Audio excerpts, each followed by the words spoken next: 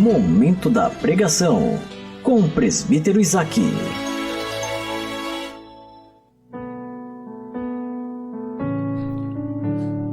Aleluia, bendito seja Deus.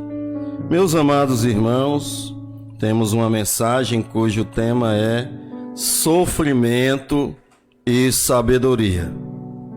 Para a base desta mensagem, nós temos Tiago, capítulo 1, versículo 2, até o versículo de número 5.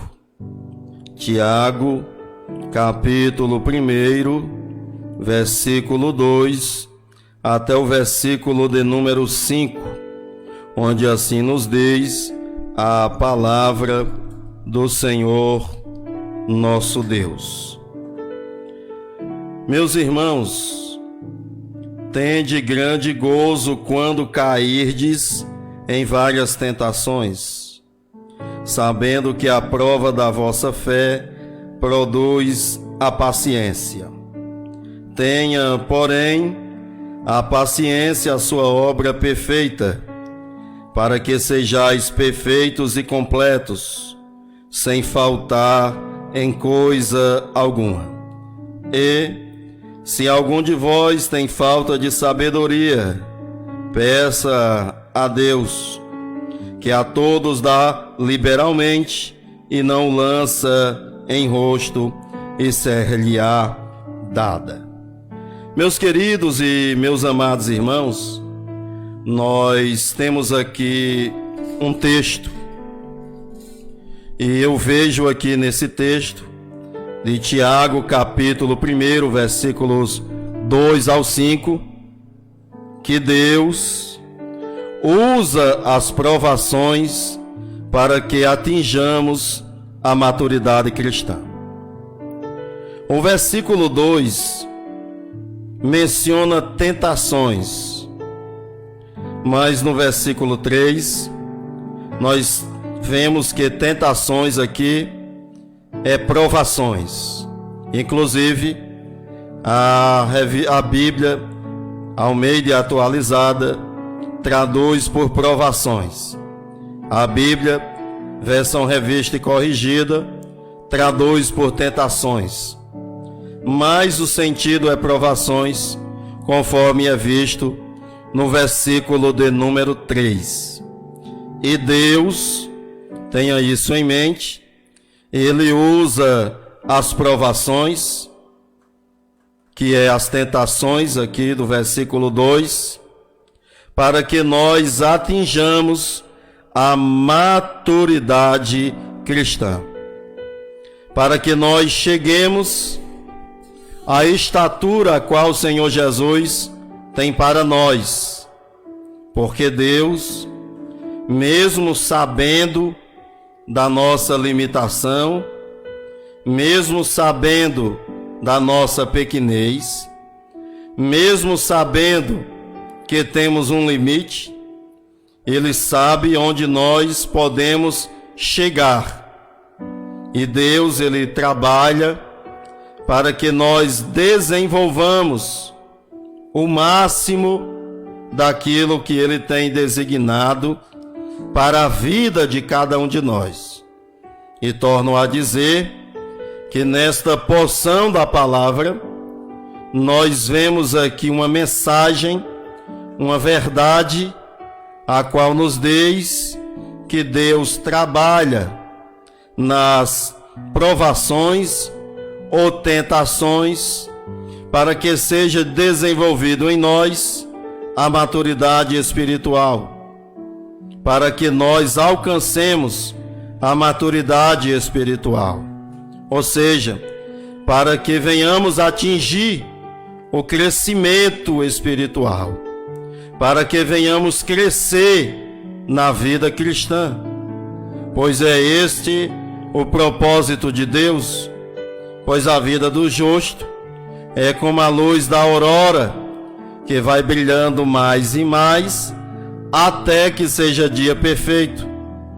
O apóstolo Paulo disse que de glória em glória nós vamos se tornando a semelhança da imagem de Cristo.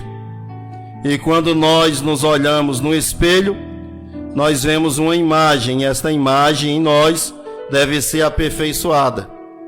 É importante lembrar que quando Paulo falou que nós refletimos a imagem de Jesus como um espelho, Paulo não se referia ao espelho dos nossos dias. Paulo se referia a um espelho de bronze, bronze polido, uma chapa de bronze polido. E a imagem refletida naquele bronze não era uma imagem perfeita, como os espelhos que possuímos atualmente. Na verdade, era uma imagem um pouco embaçada. E Paulo dizia que a nossa imagem hoje, na semelhança de Jesus, é como uma imagem refletida em um espelho de bronze, onde ainda não possui uma perfeita nitidez. Inclusive, os nossos espelhos também não são perfeitos. Geralmente nos deixam magros ou nos deixam gordos. Os espelhos nos esticam ou nos enlarguecem. Mas bem, nós veremos aqui justamente isso. O objetivo de Deus em nossas vidas, que é trabalhar em nós para que nós tenhamos a alegria, para que nós tenhamos o poder de Deus nas nossas vidas, por meio daquilo que Ele faz em nós.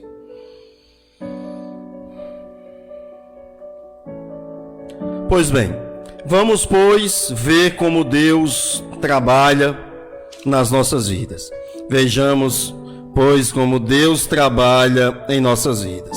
Olhando para esse texto, meus amados irmãos, nós vemos primeiramente que as provações, elas são compatíveis com a fé cristã.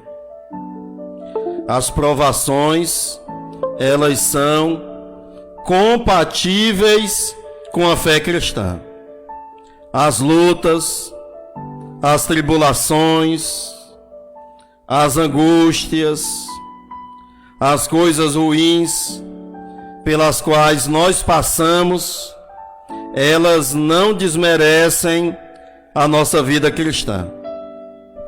Os momentos de peleja, os momentos de batalha, não desmerecem a nossa vida com Jesus. Na verdade, meus amados irmãos, as tentações, as provações, elas são condizentes com a vida cristã, pois em nenhum momento nos foi prometido um mar de rosas. Quando nós olhamos para João, capítulo 16, versículo 33, temos aquela famosa declaração de Jesus: tenho-vos dito isto para que em mim tenhais paz. No mundo tereis aflições, mas tende bom ânimo, eu venci o mundo. Ou seja, as provações, as tentações são condizentes com a vida cristã, e o próprio Jesus antecipou que seria assim. O apóstolo Paulo, em Atos dos Apóstolos, capítulo 14, versículo 22, quando ele instruía os irmãos para que perseverassem na fé, ele então falou: pois que por muitas tribulações nos importa entrar no reino de Deus. Mais uma vez, estou dizendo que as provações são condizentes com a vida cristã. Quando Paulo escreveu a sua última carta ao seu filho na fé e ao seu discípulo Timóteo, ele disse: e também todos os que piamente querem viver em Cristo Jesus padecerão perseguições. Estou mais uma vez dizendo que as provações, elas são compatíveis com a fé cristã, pois as aflições, as perseguições, as tribulações, em nenhum momento elas foram negadas por Jesus, em nenhum momento elas foram negadas pelos ensinamentos apostólicos. Na verdade, os apóstolos foram enfáticos, deram ênfase em dizer que teríamos lutas, que teríamos provações, que teríamos obstáculos para as nossa fé. Quando nós olhamos o versículo 2 do texto lido, nós temos a declaração que as provações são variadas, pois diz assim: meus irmãos, tende grande gozo quando cairdes em várias tentações. O texto está dizendo: tende grande alegria quando passardes por várias provações. Então as provações, elas são variadas. São muitas coisas que ocorrem em nossas vidas. Porém, meus amados irmãos, tudo que ocorre na vida de um salvo ocorre para o seu próprio bem. Quero perguntar para você nesta manhã se você acredita na soberania de Deus. Quero perguntar a você nesta manhã se você crê que Deus está no controle da sua vida. Quero perguntar para você se você acredita no soberano governo de Deus. Se você crê no soberano governo de Deus, então significa que você pode descansar neste governo soberano de Deus. Porque nós, que somos salvos, temos o privilégio de tudo contribuir para o nosso bem. É o que diz Romanos, capítulo 8, versículo 28.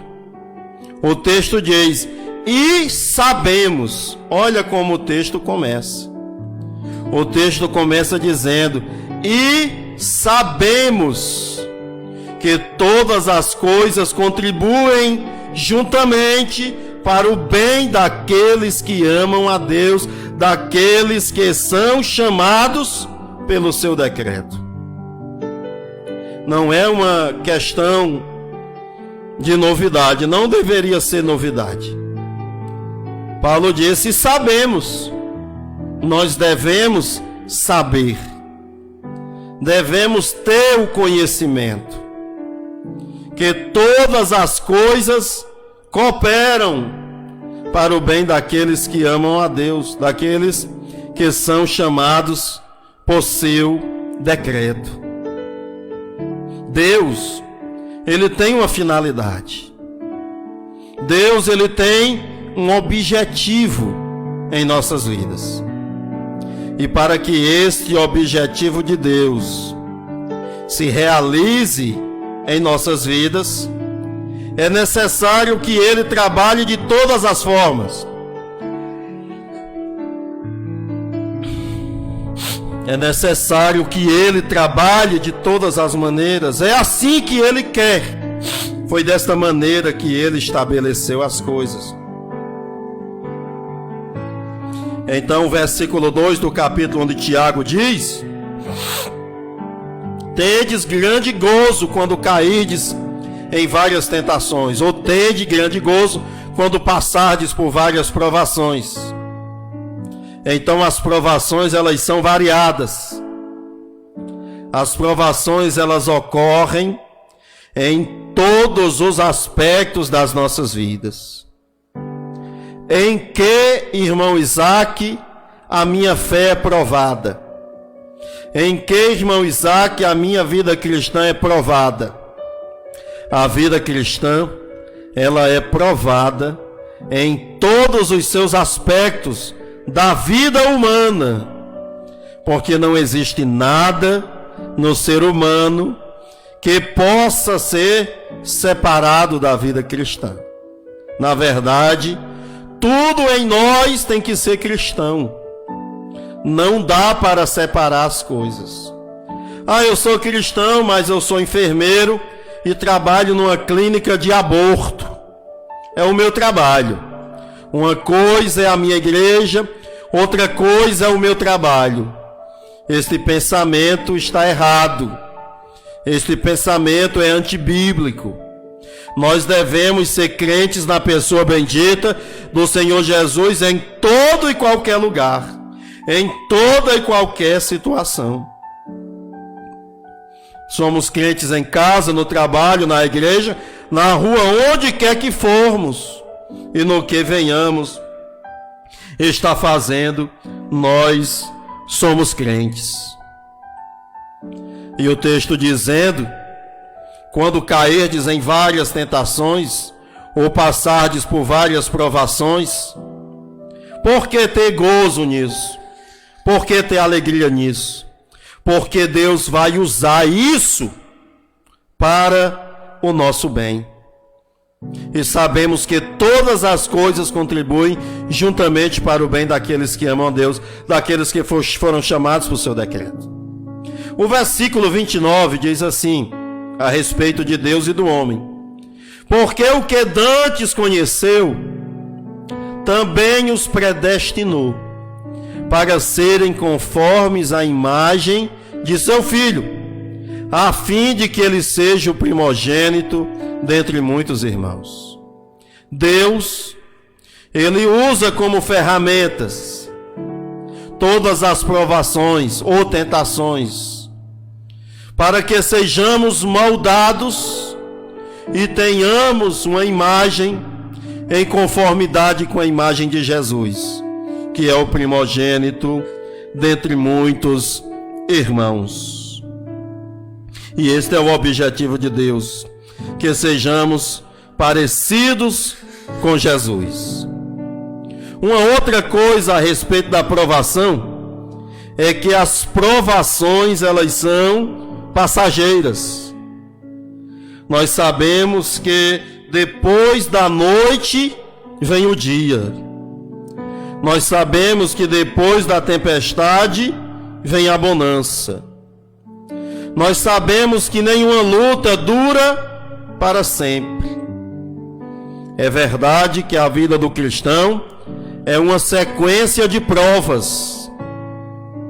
Inclusive, seria muito interessante que a partir de hoje você tomasse essa postura para a sua vida. Pois na terra você está provando algo. Na terra você está provando o seu valor. Na terra você está provando a sua vida cristã. Na terra você está provando a sua comunhão com Deus.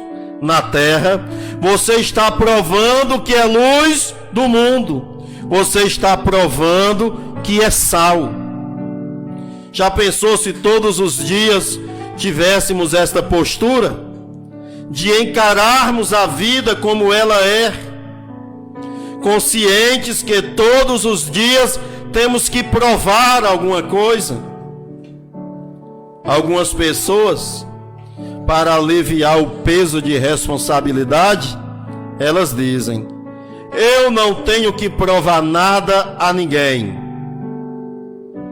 São pessoas que vivem para si mesmas. Mas nós cristãos vivemos para Deus e vivemos também para o próximo. E todos os dias nós temos que dar testemunho da nossa fé.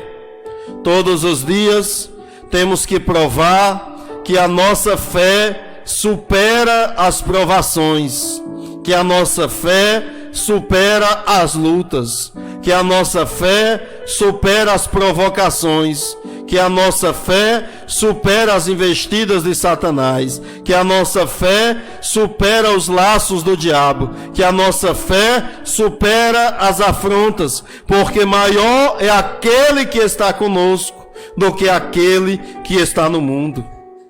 Então, todos os dias, nós temos que provar algumas coisas. Não podemos deixar de provar a fé que professamos na pessoa bendita do Senhor Jesus. Mas encare uma realidade. A vida cristã, ela é uma sequência de provas. Vocês já perceberam como é a escola? Na escola, nós chegamos e às vezes de cara a um testezinho, uma prova para ser avaliado o nosso conhecimento. E depois de avaliado a nossa bagagem, estudamos. Prova. Não importa a nota, você pode tirar um 10. Você já tem que começar a se preparar novamente para a próxima prova. E assim é a carreira do estudante. E assim também é a nossa carreira cristã. Provações, sempre teremos em nossas vidas. Quando estiver tudo bem, estejamos em oração, em consagração, em meditação na palavra de Deus, em leitura da palavra de Deus, estejamos espiritualmente preparados, porque em algum momento nós seremos tentados ou provados, para que mostremos o nosso valor, testemunhando e vivendo a fé que uma vez foi dada aos santos. Esta fé que é compartilhada a nós por meio de Jesus. E precisamos estar sempre preparados para quando esta fé chegar. Tenho dito que depois da noite vem o dia. E depois do dia vem a noite. Eu disse que depois da tempestade vem a bonança. Mas depois de uma bonança vem a tempestade. Sabemos que uma única luta, ela não dura para sempre. Mas não podemos deixar de considerar que a vida cristã é uma luta constante, mas é uma luta que produz um peso de satisfação. Paulo disse que as aflições do momento presente não se comparam ao peso de glória que sobre nós será derramado. Então vale muito a pena batalhar por esta fé que uma vez foi entregue aos santos. Uma outra coisa que nós precisamos considerar é que a fé, outra coisa que precisamos considerar é que as provações são pedagógicas. O que eu quero dizer quando digo que as provações são pedagógicas? Eu quero dizer que as pregações, elas nos ensinam. As pregações nos moldam. As pregações trabalham em nossas vidas para que sejamos aquilo que Deus espera de nós. E as tribulações, as provações, as tentações, as lutas, são ferramentas pelas quais Deus trabalha em nossas vidas, para que aprendamos e nossas vidas então sejam moldadas. Pois nunca haverá mudança de vida sem uma renovação da mente. Transformai-vos pela renovação do vosso entendimento. Irmão Isaac, eu quero tanto uma transformação de Deus na minha vida. Estou há 10 anos na igreja, mas eu percebo que eu preciso de uma transformação de Deus na minha vida. Não é possível mudar sem trabalhar o entendimento. Quer mudar, quer ser transformado, pois alimente o seu entendimento com a palavra de Deus.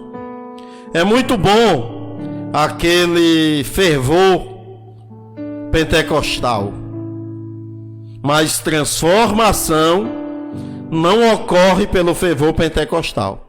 Ai, Moisés, você é contra o fervor pentecostal? Que nada, irmão.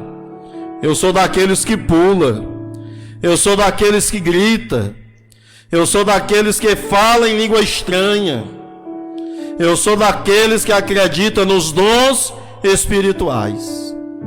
Mas transformação, ela só ocorre quando vem uma mudança de entendimento.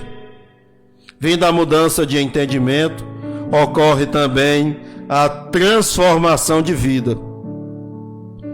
E a aprovação, ou as provações, elas são pedagógicas. Quando Paulo escreveu aos Romanos, ele diz: e não somente isto, mas também nos gloriamos nas tribulações, sabendo que a tribulação produz a paciência. Aqui é Romanos, capítulo 5, versículo 3. Ele diz que se gloria na tribulação. O que é se gloriar? No nosso linguajar, se gloriar é contar vantagem. E se nós fôssemos fazer aqui uma versão no cearês, a versão estaria assim: eu fico contando vantagem das coisas ruins que eu estou passando.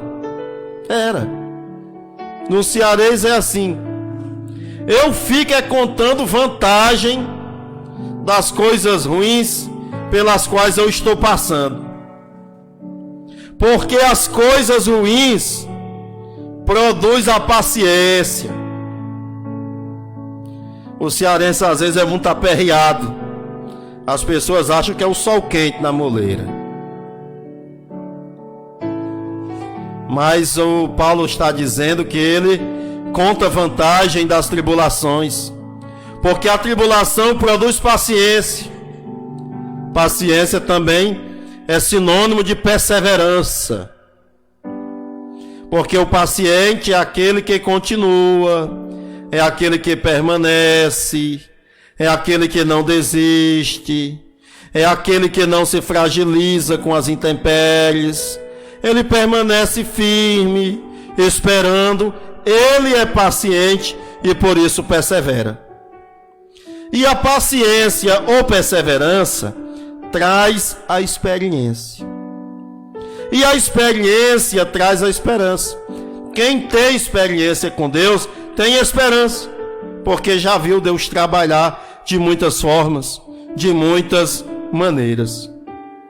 Então, aquilo que começa com tribulação vai terminar com a esperança. Conto vantagem nas tribulações, porque a tribulação produz paciência, a paciência produz experiência, e a experiência produz esperança. E a esperança não traz confusão, porquanto o amor de Deus está derramado em nossos corações pelo Espírito Santo que nos foi dado. É interessante isso. A esperança não traz confusão. Eu quero já dar um sentido a isso aqui, mas deixa eu antes dizer que de fato nós aprendemos muito com as provações. Olha para Jó, capítulo 42, versículo 5. Ele diz: com o ouvido os meus ouvidos ouvi, mas agora te veem os meus olhos. Para quem Jó estava dizendo isso? Para Deus. Antes de Jó ser provado, ele conhecia a Deus de ouvir. Mas agora que ele foi provado, ele conhece a Deus porque o vê. O que é que Jó está querendo dizer? Depois da provação, a minha comunhão com Deus ela foi aumentada em muito. É como se Jó falasse: eu vejo que valeu a pena, porque agora eu conheço o meu Deus mais intimamente.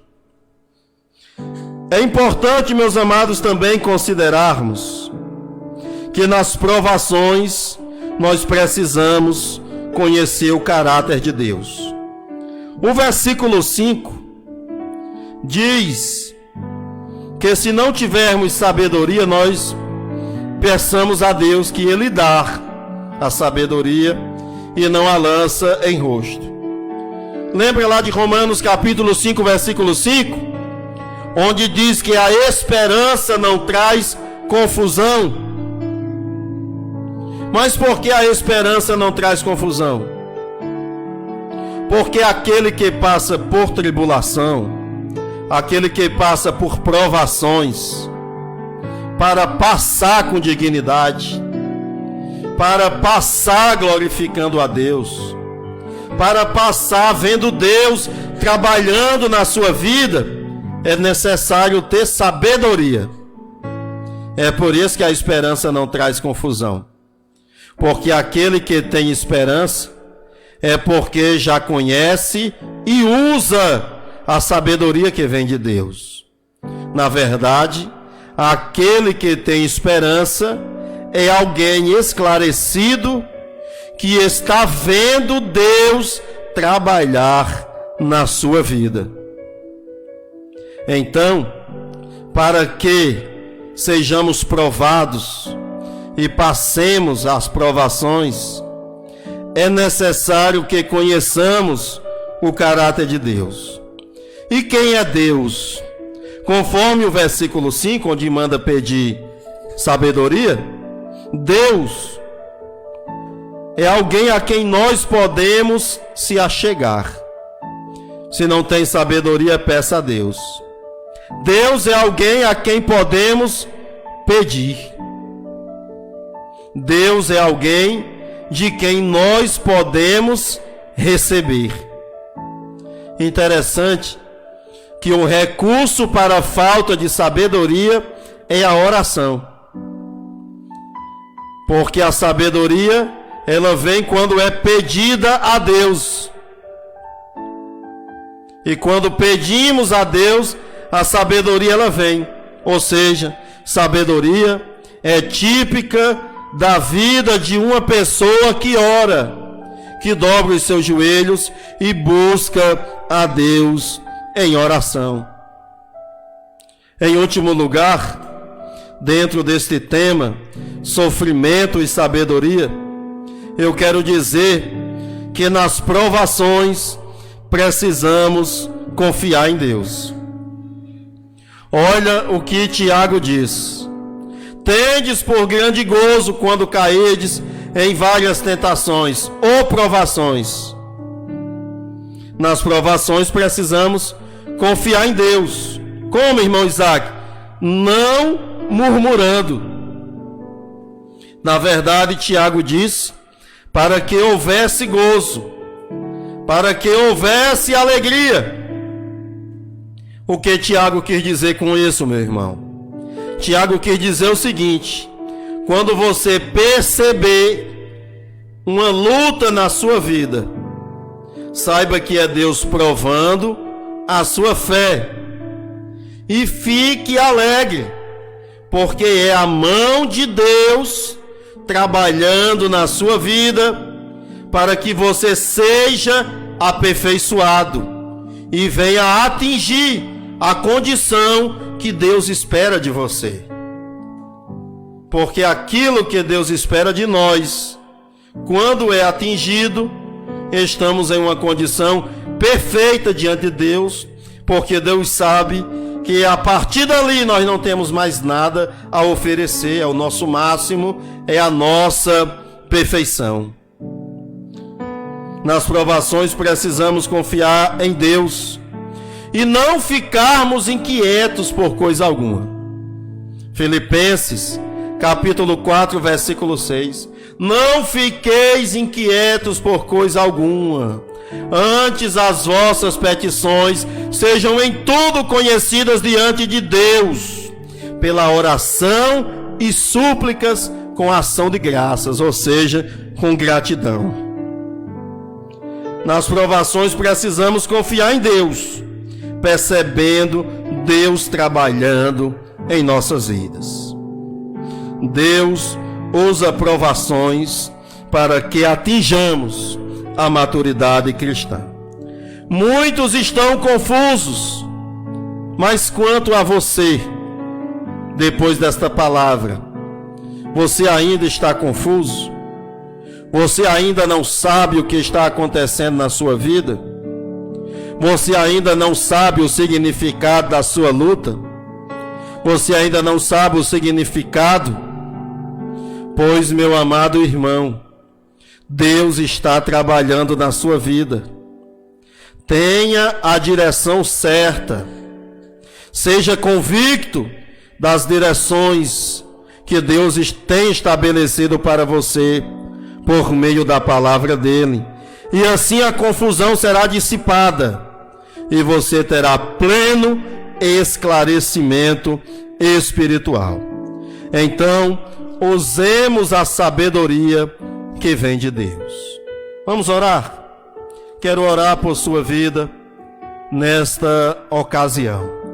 Senhor Deus bendito, neste momento, meu Senhor, eu oro a Ti, pedindo a Tua bênção sobre as nossas vidas, para que sejamos mais crentes, para que tenhamos maior confiança, para que vejamos o Senhor trabalhando em nossas vidas, que toda incredulidade venha cair por terra, e que toda voz que não vem de Ti também venha cair por terra, que possamos confiar no Teu governo, que possamos confiar no Teu trabalho para com as nossas vidas.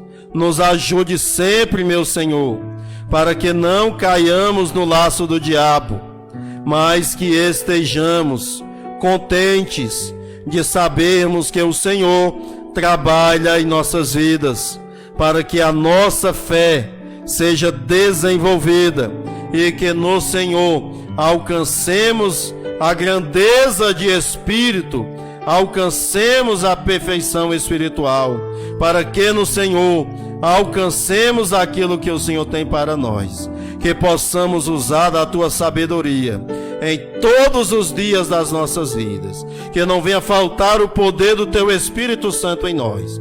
Guarda-nos, ó Deus, de todo mal. É o que nós te pedimos, e em nome do Teu Filho amado Jesus, nós te agradecemos.